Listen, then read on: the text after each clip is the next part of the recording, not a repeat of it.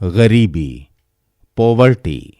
गरीबी से तात्पर्य उस सामाजिक क्रिया से है जिसमें समाज का एक वर्ग अपने जीवन निर्वाह के न्यूनतम स्तर को प्राप्त करने के लिए बुनियादी आवश्यकताओं की पूर्ति करने में असमर्थ रहता है। सामान्य शब्दों में यदि कोई व्यक्ति जीवन निर्वाह की न्यूनतम आवश्यकता भोजन, कपड़ा तथा मकान की पूर्ति करने में असमर्थ है तो वो गरीब है। गरीबी से तात्पर्य जीवन, स्वास्थ्य तथा कार्यकुशलता के लिए न्यूनतम उपभोग आवश्यकताओं की प्राप्ति की अयोग्यता से है। गरीबी मुख्यतः लोगों के जीवन निर्वाह स्तर से संबंधित है।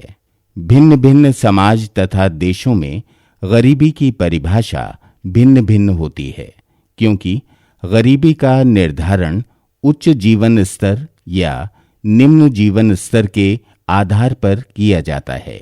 उदाहरण के लिए, इंग्लैंड में गरीबी की धारणा भारत से पूर्णतः भिन्न होगी, क्योंकि इंग्लैंड के आम नागरिकों का जीवन निर्वाह स्तर भारत के नागरिकों के जीवन निर्वाह स्तर से उच्च होगा।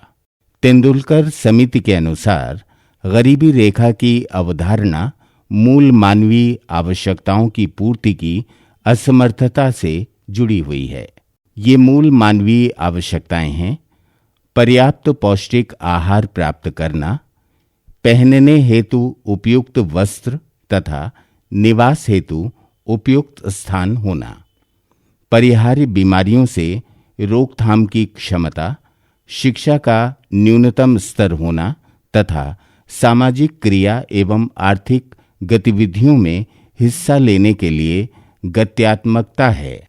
उपर्युक्त परिभाषा से ये स्पष्ट होता है कि गरीबी एक बहुआयामी संकल्पना है।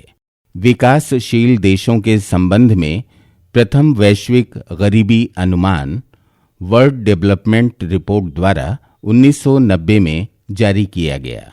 गरीबी की अवधारणा को दो रूपों में देखा जा सकता है। फर्स्ट, परंपरागत अथवा आधारभूत अवधारणा दृष्टिकोण, ट्रेडिशनल और बेसिक अप्रोच। सेकंड, बहुआयामी दृष्टिकोण, मल्टी डायमेंशनल अप्रोच।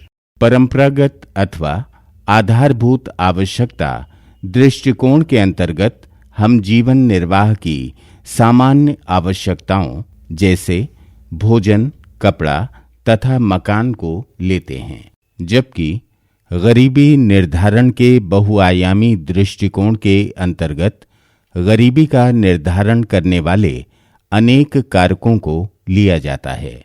बहुआयामी दृष्टिकोण के दो प्रत्यागम हैं। ए, तेंदुलकर समिति का गरीबी प्रत्यागम दृष्टिकोण। बी, मानव विकास रिपोर्ट, ह्यूमन डेवलपमेंट रिपोर्ट।